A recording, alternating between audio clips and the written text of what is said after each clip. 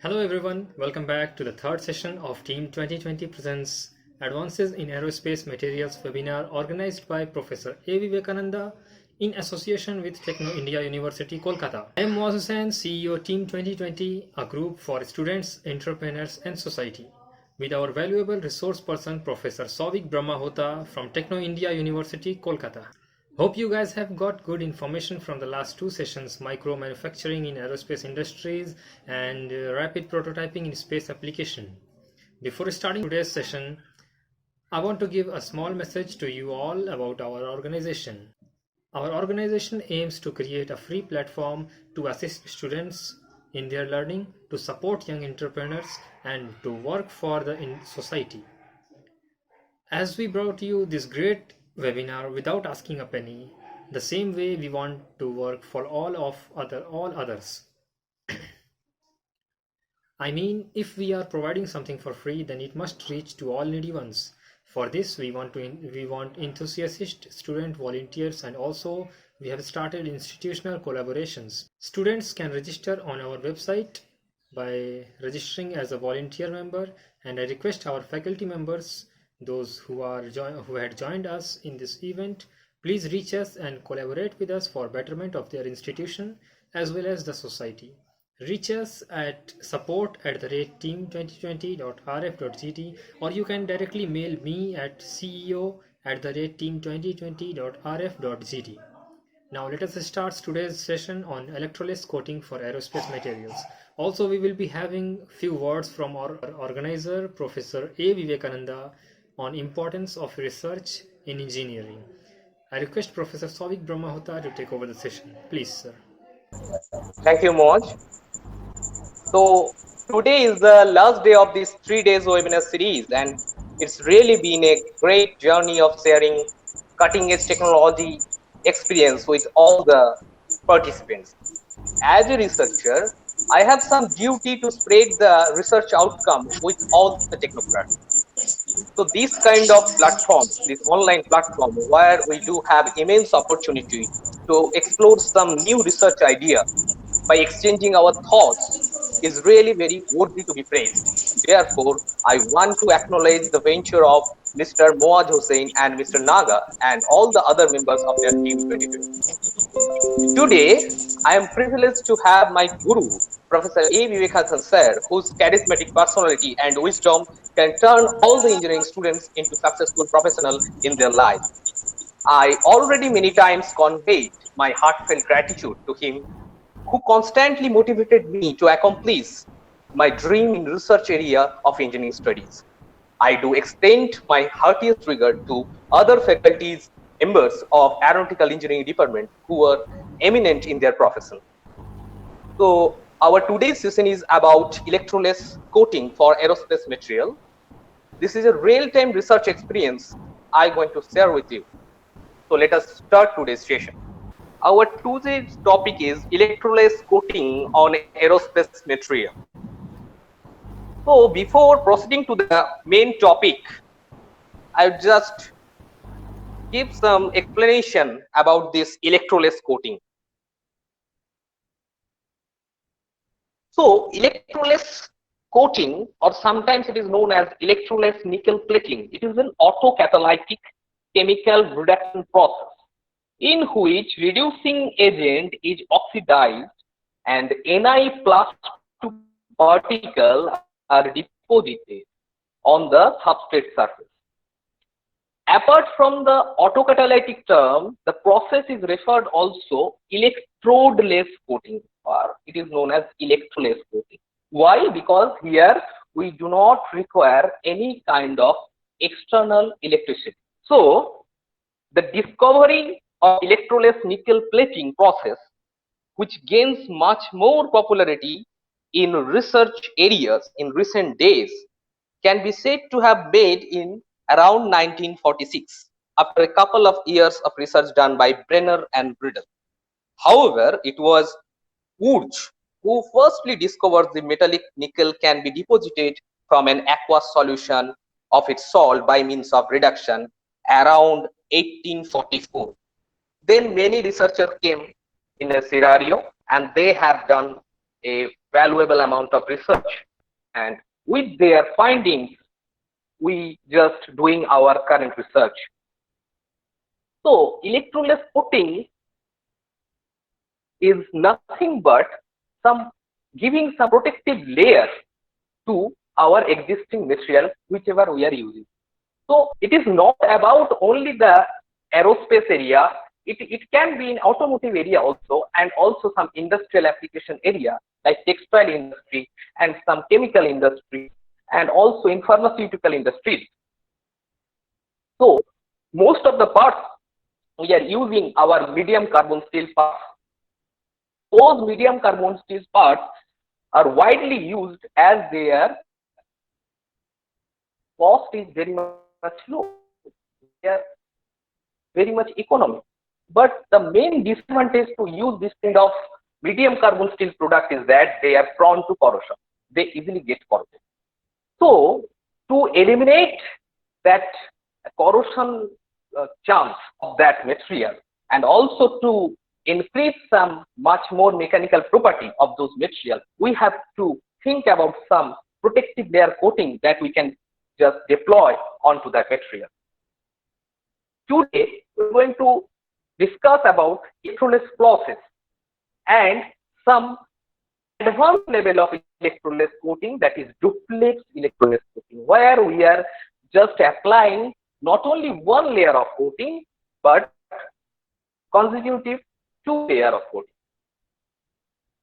So here we are introducing second phase nano alumina into NIT matrix.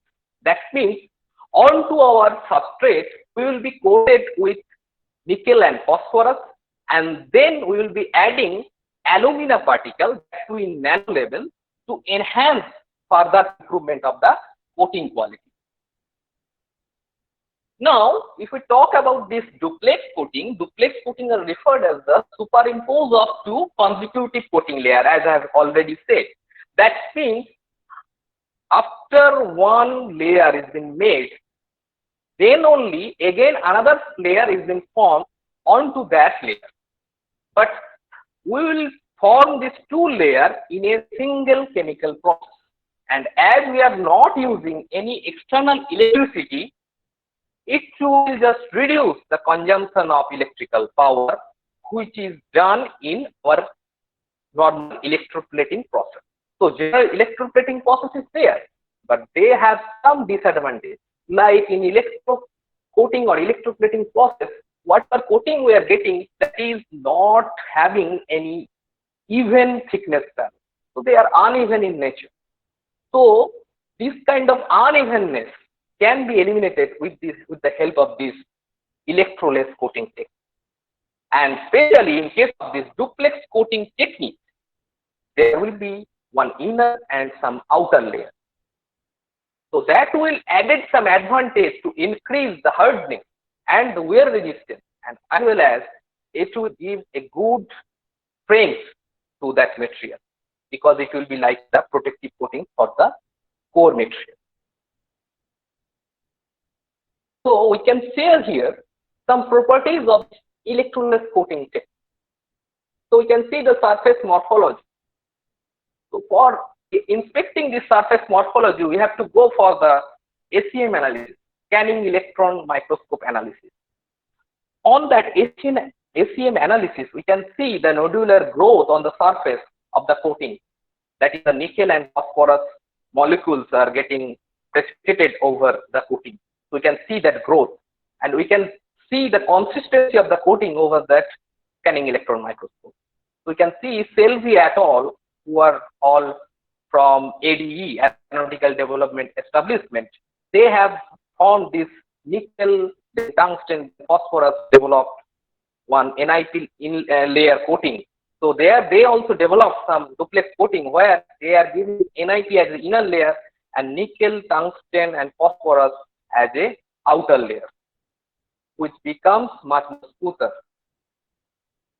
Now hardness, if I'm talking about the hardness, the micro hardness, because here we will be judging the hardness of the coating part.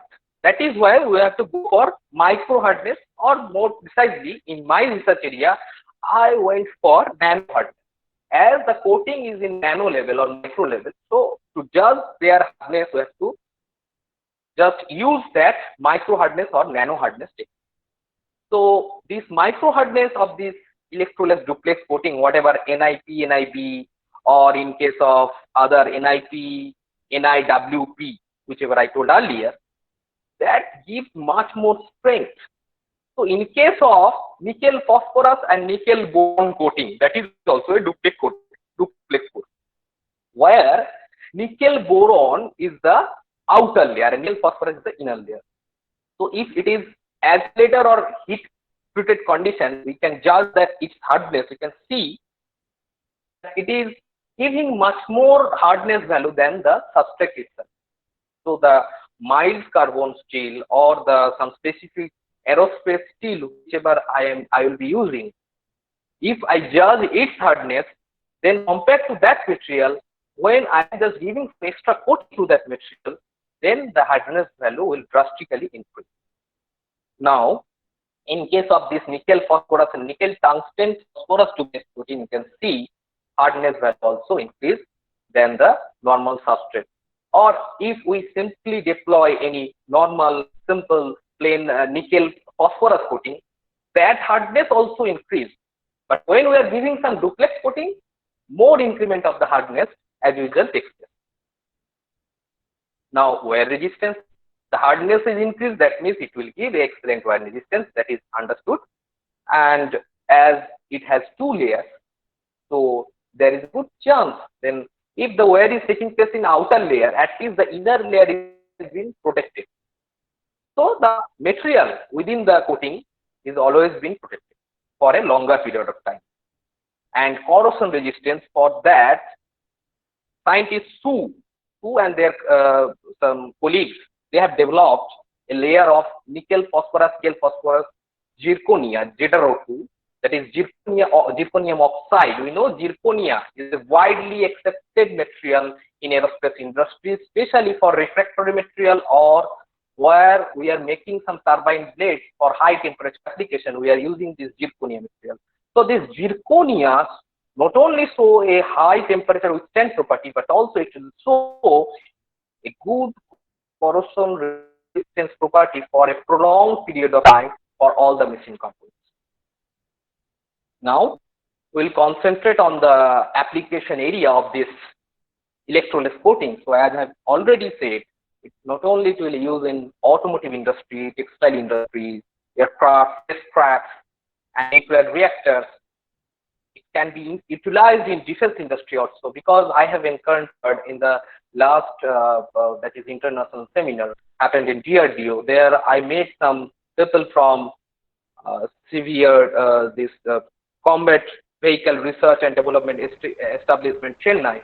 They actually just asked me some coating that can be applied to the to their tank and all the that artilleries they are actually developing.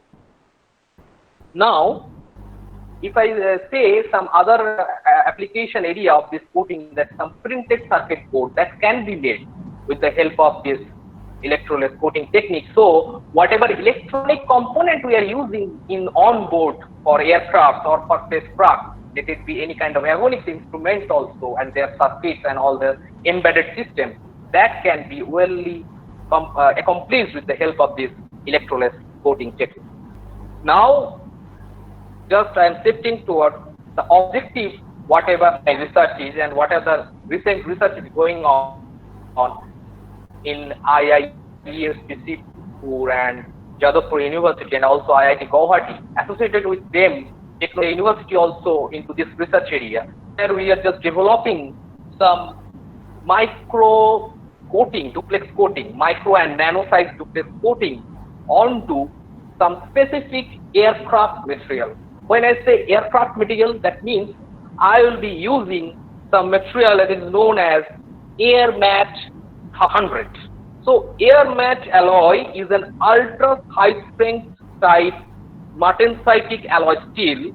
The main alloying element of this is cobalt nickel, but chromium and molybdenum also there, and carbon is also added.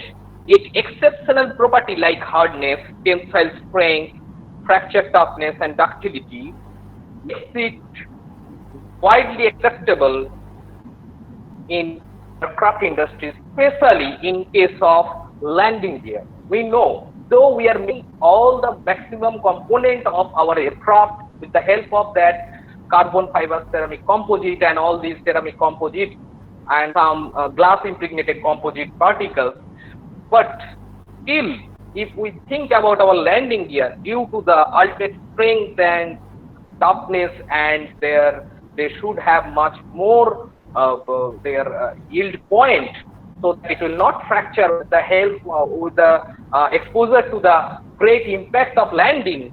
So we should use this kind of steel in this landing gear of the aircraft. So for that, AirMat 100 is very much useful, and nowadays they are using in case of our F-22, F-18 and for F-35 aircraft. And for F-35 aircraft, arrestor hook also just made with the help of this AirMat 100 material. So that is why we choose this AirMat 100 as our substrate to be coated to get a better corrosion resistance and much more other properties, so that it can be used in aircraft and in some space application. So in aerospace application like some spacecraft thing, so for structural component also they are using this AirMat 100 component. And if I say some more about it, it is a registered trademark of Carpenter Technology Corporation. They have actually invented this kind of material. Now, I'm going to the experimental details of my experiment. There is a first step of this experiment is that I have to prepare the surface. Because you know, as I get the material from them, the material supplier cannot just coat them easily. Okay, because I have to have a good surface finish of my substrate, and at the same time I have to clean the surface. So I have to have a good grinding process and also cleaning process. I have to follow that thing. So there are some distinctive that is the material finishing or polishing process. For that, I generally use some grit paper, so sand grit paper, that is the emery paper, that is 320, 800 and 1200 grit grades. So these are all the grades of emery paper. So more the grit is there, so more the finer emery paper we will be having. So we have to just use those paper consequently and to maintain a roughness of surface nearly 0.2 micrometer. So it will be very much smooth. So surface roughness is reduced that much. Okay. Then for final polishing with diamond abrasion paper is carried out, because the diamond abrasion paper is needed for the fine grain polishing technique. So we have to do that thing also. And the main thing is that for all the AirMat 100 substrate, whatever I am getting, I just prepare first 20 mm by 20 mm of each piece for the coating process, because I have some setup where I need that much of element to be coated. Okay, and the thickness I have taken, that is 0.5 mm. Now there is a vital point of pre-treatment and activation. Pre-treatment is nothing but I have to keep that sample for 5 minutes, at least 5 minutes in soap water at 40 degrees centigrade. Then I have to go for the acetone cleaning. After that, I have to go for the activation process. As we know, it is a electrochemical reaction, though we are not using external electricity as the electroplating process, but still it is a oxidoreduction process. So that is a chemical process. So I have to activate my surface, my that is the my substrate surface, so that the coating can be achieved. So for activation that substrate, I have to use some activation technique. So they are having existing some activation technique with palladium chloride and stannous chloride, PDCl2, HNCl2. Some they are using 50% of PDCl2 and then 50% of SnCl2. Some of researchers are using 70% of PDCl2, 30% of SnCl2. But those PDCl2 and SnCl2 process is much more costly. You know, if I say some 1 gram of this PDCl2, that is that palladium chloride, that you can purchase that thing from that chemist shop, or that is that research suppliers. They are providing 1 gram of this the PDCl2 at a cost of nearly 3,500 rupees. So you can imagine how much costlier process is this, the activation process. That is why my research idea to eliminate that cost. So to find out what is the alternative activation process that we can do with our freshman.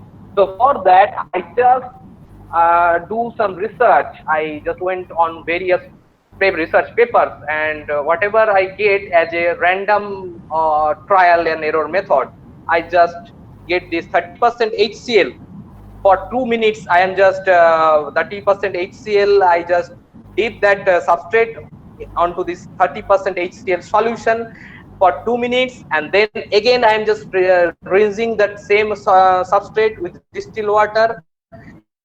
Again I am treating with 50% HCl for 1 minute. Then it is again followed by rinsing with this distilled water.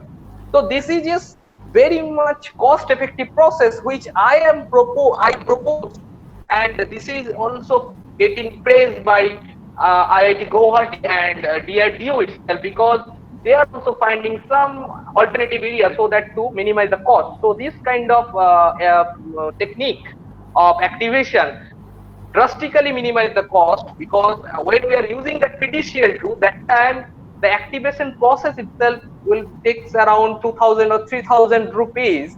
But whereas activating with this 30% and then 50% HCl solution reduce the cost to as much as nearly 50 to 60 rupees. You can imagine the cross-cutting effect of this technique.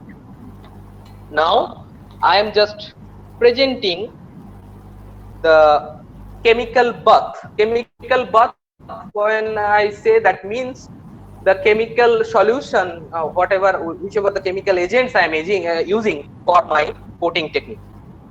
So this is a purely research finding, and this kind of data comes from a rigorous research process. So if you consider, I just tried first nickel phosphorus coating, that is the monolayer coating. Then I go for nickel phosphorus nano alumina coating, that is also a monolayer, but nano alumina when I am adding, that means that is a composite coating. Now that is the recent trend, that is I am just doing this duplex nickel phosphorus and then nickel phosphorus nano alumina coating.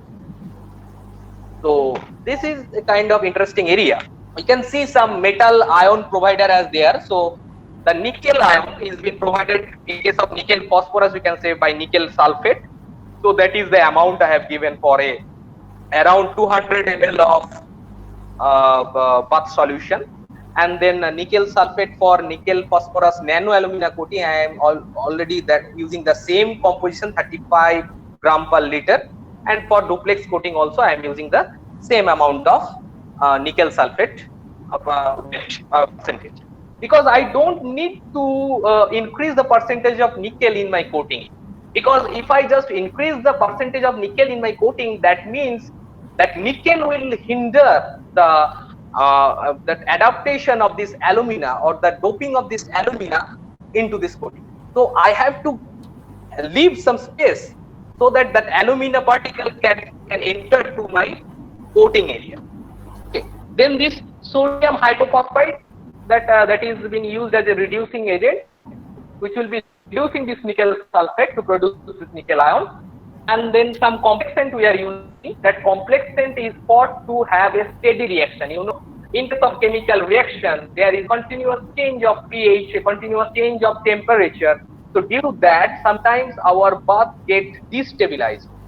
I basically experienced that thing.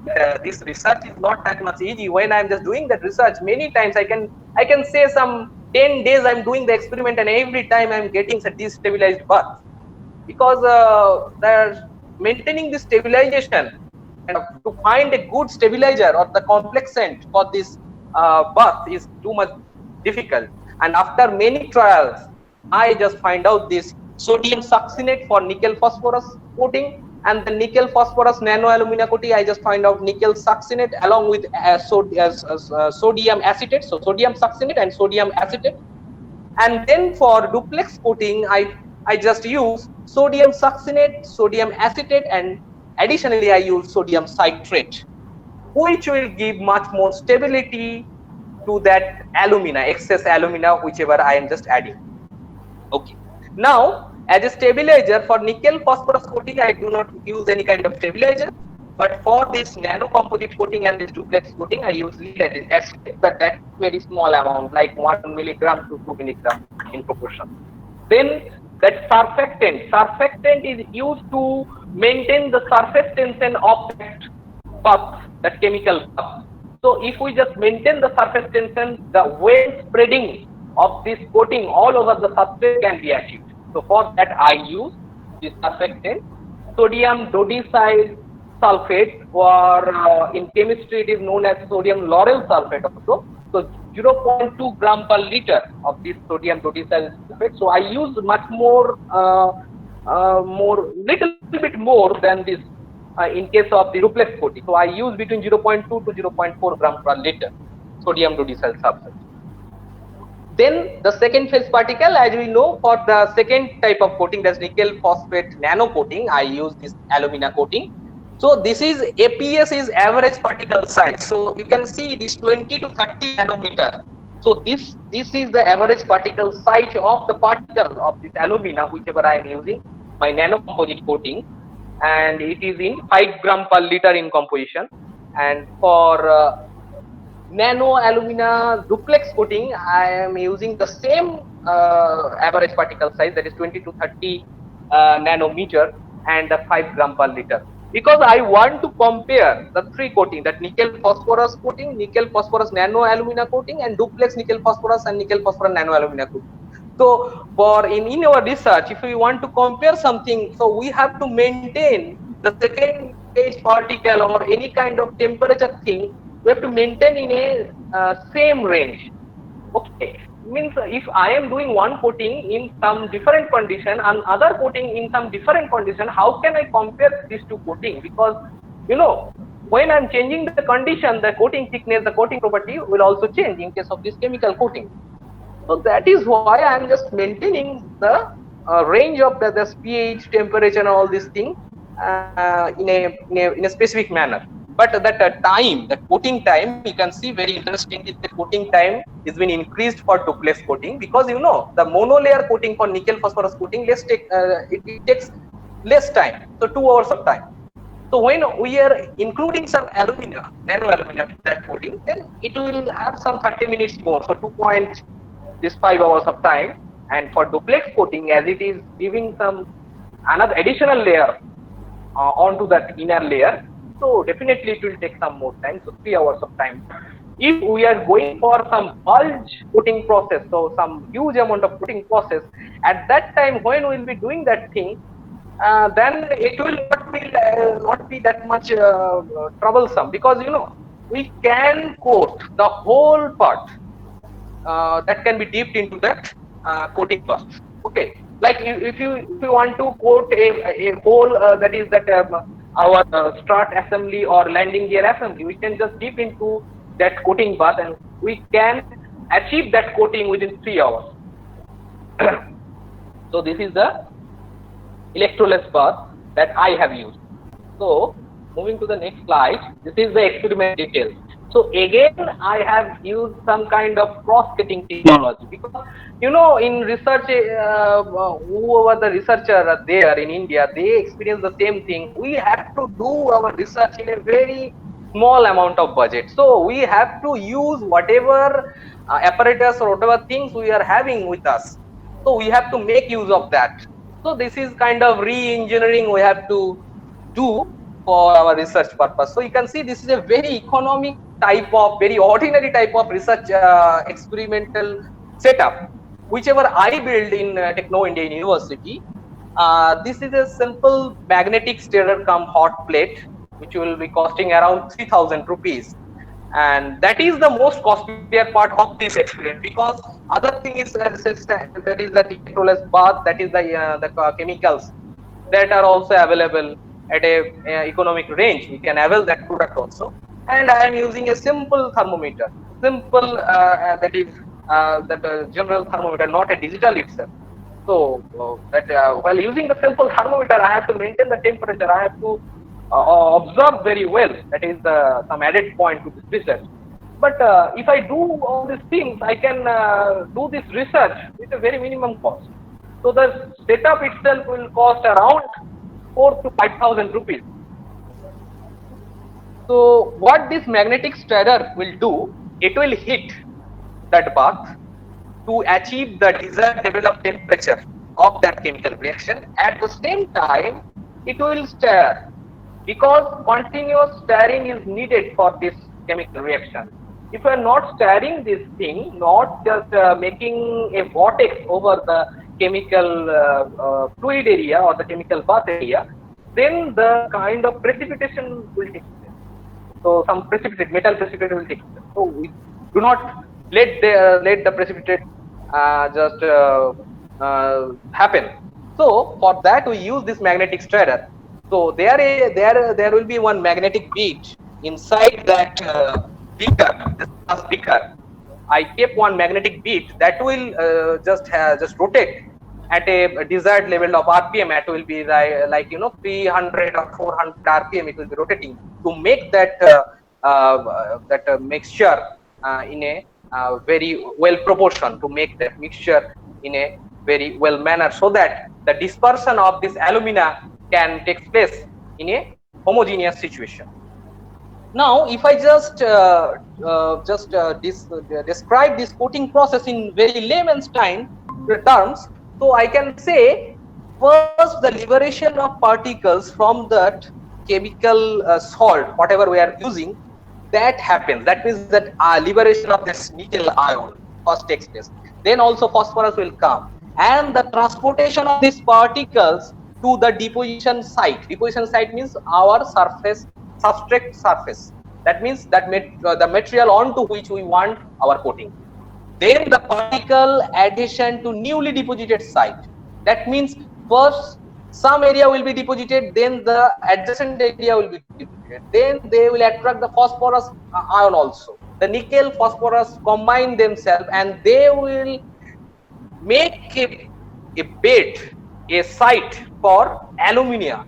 This is Al2O3 to get impregnated on the nickel phosphorus matrix. So this is the whole coating process in a very layman term. So this is the setup, and moving to the next slide. This is the agitation instrument, that is we are needing. We need this thing, this kind of instrument. This is an ultrasonic agitator. This ultrasonic agitator is needed for proper mixing of all the chemicals of this bath. And also we need to make a alumina slurry that is added to that bath, and from that slurry itself that nano alumina particle will get into that our coating. So for making this kind of bath proper mixing and this alumina slurry, we need this ultrasonic agitator. So here we are using ultrasonic wave to mix all the constituents of our coating. And some other things like, we are using here this magnetic stirrer, that is Starson spin out form, and we are using the glass beaker, and then mercury plus thermometer. So these are the dextrization methodology. So this is the optical microscope that is we just took the help from IIST Sripur from their central research facility. So this is a Nikon optical microscope, and this is the scanning electron microscope, that is Hitachi S34N.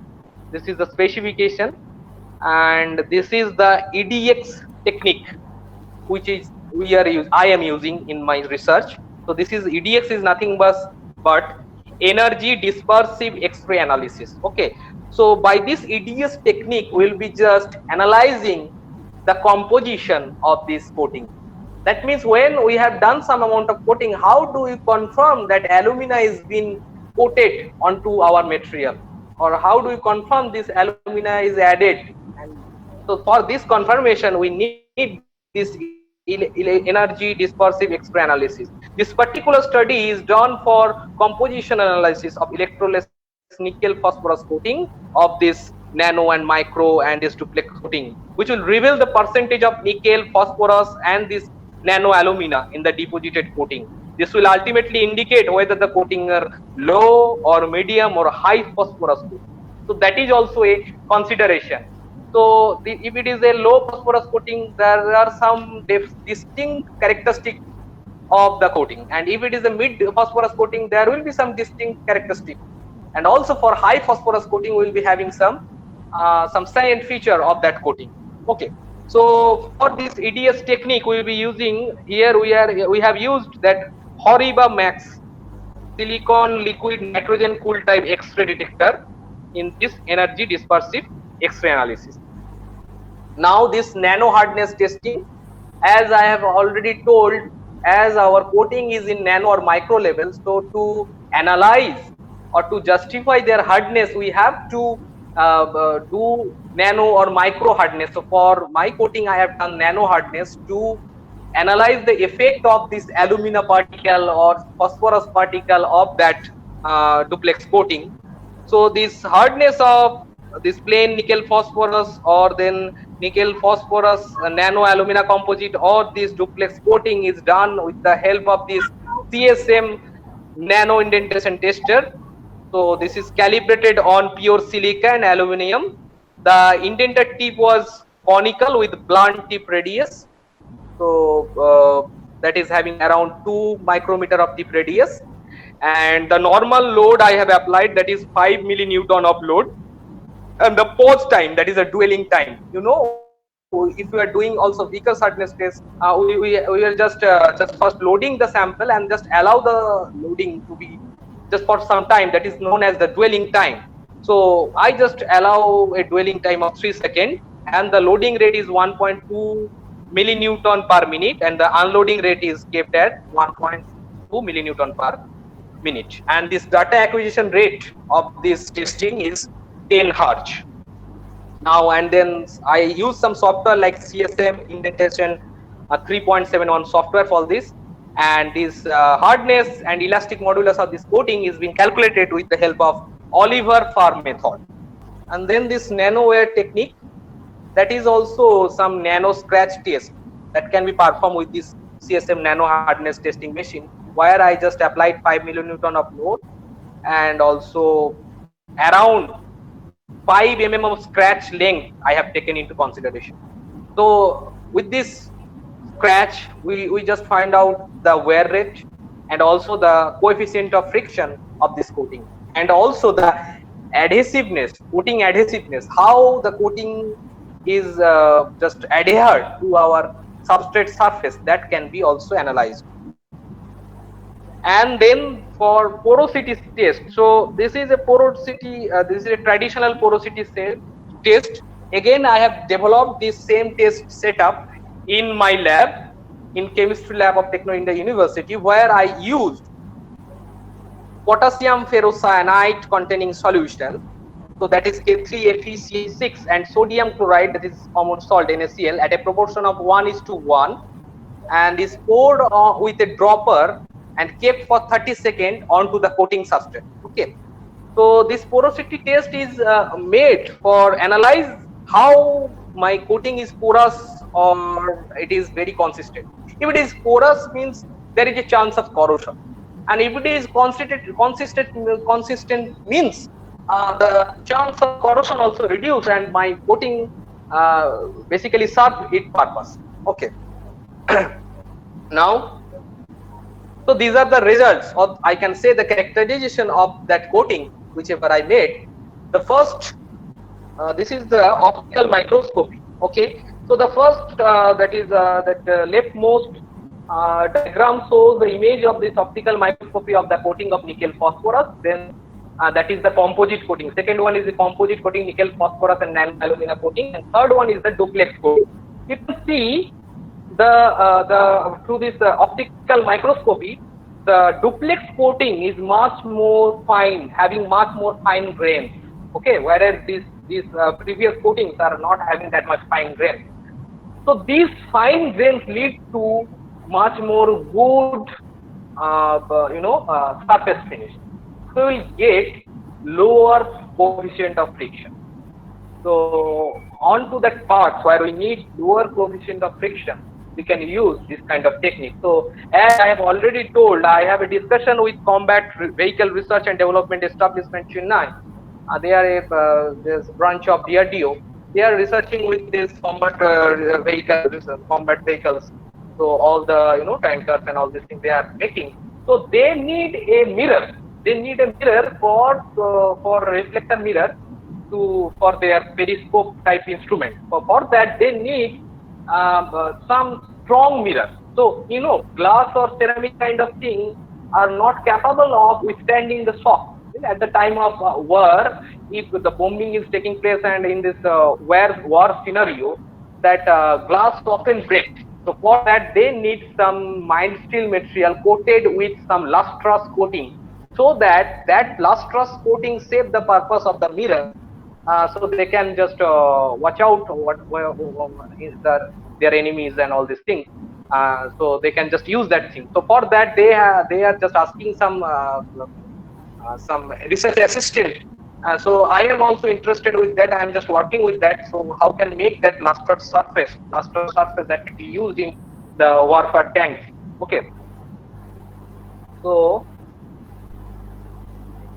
this is the surface morphology that is seen in scanning electron microscopy. As you know, this is a very high-tech technology. So we can see a very minute or precise level of grain structure in this scanning electron microscopy or micrograph, where you can see the leftmost part is for nickel phosphorus coating. There, the big nodules represent the nickel nickel particles. Okay. And the smaller nodules, so the big sphere represents the nickel and the smaller are representing the phosphorus. And the second one is actually our nickel phosphorus nano composite alumina composite coating. So there we are having some white deposition. You can see the small white deposition, that is nothing but the alumina. Okay. And in case of that third coating, the duplex coating, we can see the consistency of coating is much more greater. So these bubbles are formed more. Bubbles means nothing but layer of coating. This kind of coating is much more consistent, this duplex coating. So we can see this kind of morphology in scanning electron microscope, which confirms good integrity of our coating. Now this is the side view for your understanding, how you can just see here also the coating thickness. Okay, this much amount you can see around 558.54. This is micrometer. So I have taken 3 positions to measure the coating evenness. So you can see in around all the position it will be like 558, 556, 557 in that too in micro level.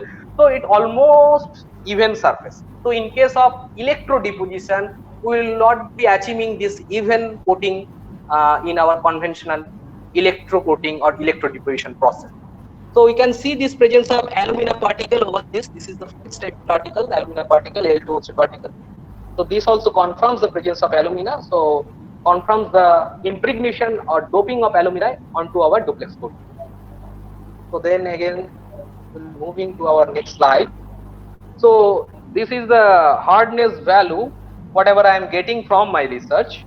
So we can see the substrate value,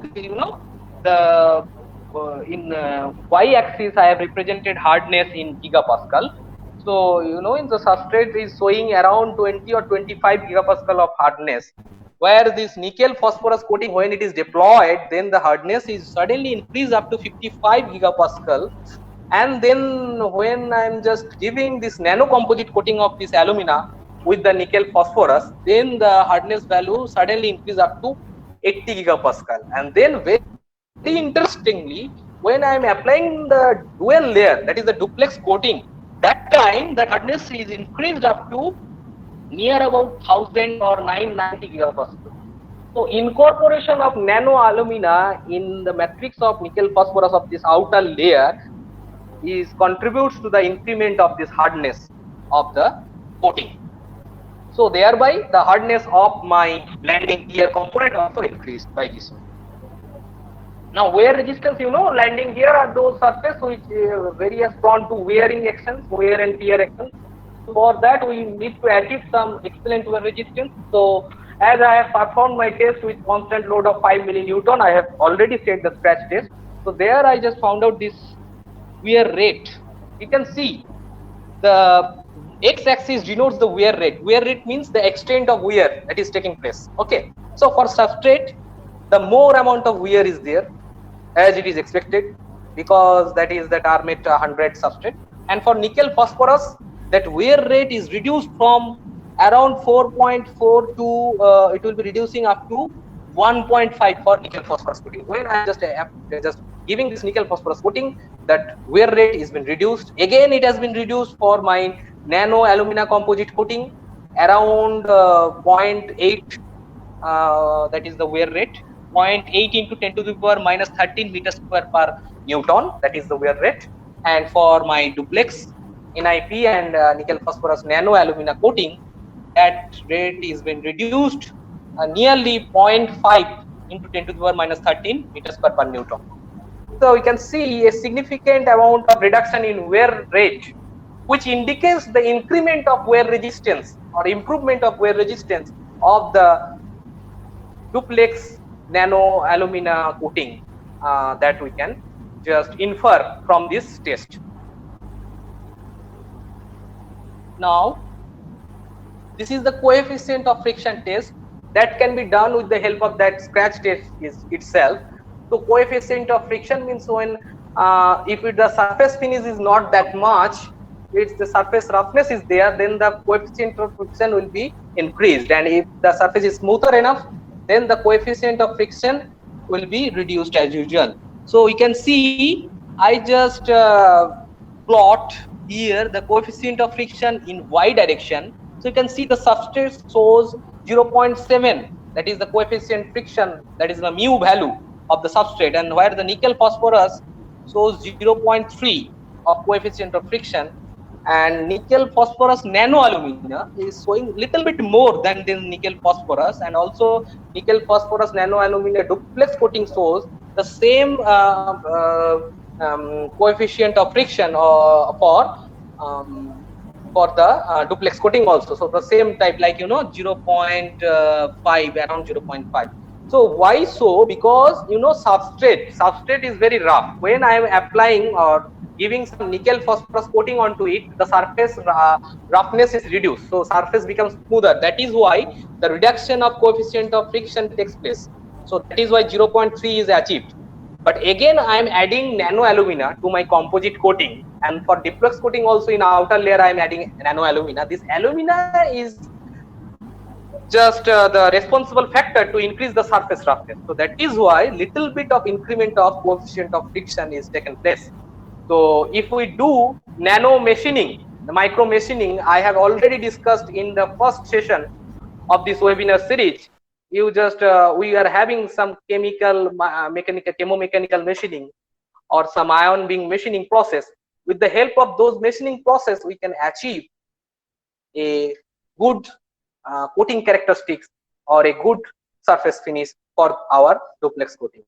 Now, if we see the porosity test, so that porosity test I have already told that porosity test is to check the porousness of my coating. Okay, so we can see that peroxide test gives a good result. So in y direction I kept some number of pores, and in X direction I kept that the coating, three type of coating. So NIP coating shows around 4 to 5 pores in that coating. So for a nickel phosphorus nano alumina composite coating, it shows around two to three pores. But in case of nickel phosphorus nano alumina duplex coating, very interestingly, there is the pores become null. So this is zero pores is available. So which confirms again the good corrosion resistivity of the coating which I have prepared. Now, if I just coming to the conclusion of the research, or I can say the research outcome for this electroless coating. So instead of using the PDCl2, which is much more costlier for surface activation, we use acid activation technique, which also gives good quality bright coating. So the coating characteristics will not change, but what will change only the cost of that coating. So it matters. So when we are just decreasing the cost, that means we are making this process is more popular and familiar to the engineering applications. So core depositions of these aluminum particles in nickel phosphorus electroless coating and for the duplex coating also is taken place. So you can see the surface morphology change, how the surface become the small grains of alumina has been deposited onto the surface coating, that we can see with the help of ACM analysis, scanning electron microscope analysis. And also we can see the Al2O3 particle inclusion effect. Okay, so it will increase the 31.99% of hardness value in case of the duplex coating, okay, due to the resultant effect of inner and outer layer of coating. Then if I talk about the wear resistance, we know the wear rate is being decreased. That is why the wear resistance of this nano alumina composite coating and for the duplex coating is also been increased. So which will attribute to the higher hardness value of the duplex coating. Therefore, it reveals the present experiment that the nickel phosphorus and nickel phosphorus nano alumina composite coating is excellent protective coating for RMAT 100 material that is used in our landing gear, and also some structural components of aerospace applications also, and it has a wide application in automotive industry and also in some pharmaceutical industries also. So therefore, I can just say this kind of coating is just producing this coating is not new, but the approach, what is new is the technique, that is that electroless coating technique, and also the inclusion of the coating material. Previously, the manufacturer, who are the manufacturer of AER net, okay, the Carpenter the corporation, they just made cadmium coating, and as you know, cadmium is health hazardous, that cause some health hazard. Okay, so to eliminate or to substitute that coating, our coating can be proposed. So that is the most salient feature of this research. And again, there are some future work that can be accomplished. We can do some electrochemical impedance spectroscopy or salt spray test. That is much more powerful tool to justify the corrosion resistance of this kind of coatings, that can be investigated further for this type of coating. And also other thing is that if we can coat ceramic particles, ceramic materials or ceramic parts that are used in aerospace application, because as of you know, around 50 to 60% parts is being manufactured with the help of the ceramic parts. So if we can coat those ceramic parts with the help of this electroless coating technique, that can be possible, because I have also found out some area and some findings of my research also just targeting that area, that ceramics or glass component can be coated with the help of this coating. Because whenever I am just coating that material, you know, I have used this glass beaker, and I can see after several coatings, the glass beaker also deposited with this type of coating. I have to just wash that glass beaker, or I have to apply some abrasion technique to just remove that coating from that glass beaker. So it just justify that it can be coated onto the polymers or ceramics or some glass material. So that will be useful, because you know the polymers or plastics are light in weight, and if we are giving some advantage of this strength of metals onto that plastic or ceramic material, So it will have a low weight but higher strength, that kind of feature. Okay, so these are all the reference that I have to for my research and for this presentation. And again, I am just thanking the organizers, Mr. Moj and his team, and I am just highly obliged to Sir Professor A.V. Vikanathan, who just arranged all this webinar for the benefit of the students, and also I know some faculty members are also there as participants, and I request all of you to maintain social distance and just follow all the health guideline by our health and ministry to stop the spread of this COVID-19. Thank you. Thank you very much, sir, for this advanced webinar. Today's session was really great for our pre-final year participants. They must have got some idea on choosing high-level material science projects as a final year project. We are really very thankful to you for facilitating our students and faculties. The purpose of research is to fill the gap in technology by contextualizing its finding for the industries. Now I request our Professor Vivekananda, the organizer of this event, to give us and our audience a little information about importance of research in engineering. Good afternoon for every viewer here. First of all, I would like to thank Sovic. So you have given a very wonderful session for the benefit of our students. So we have given a lot of inputs about your project and all other research work. So what are all the treatment materials, testing processes, testers, testing standards and results, all other things you have given it. So as far as for my student participant, the research is not individual property. It's for everybody's and for every field. It's simply the research is really, it's a knowledge building tool. It's simply a knowledge building tool, and it facilitates learning. Understand the various issues, what various field we are having it. So it makes us and to find it out what is the local resources. So you are efficiently using your local resources available for your research. Okay, so definitely, so the local resources like Sovic, whatever he has had a simple thermometer he has used instead of a digital one. That's what he was telling in his session. So definitely that way we people are really able to make it, and the research definitely aiding your business also. It is not only that making it result, and it is the way to prove your ideas. The research, without that you cannot. If you prove your ideas, then only your research is successful. So then it gives to find the path for opportunities. So opportunities are found through the research only. So definitely everybody has to go into the research area. Then it's seeding, it only makes the people for the character to read, analyze, and sharing all those things it has been giving it.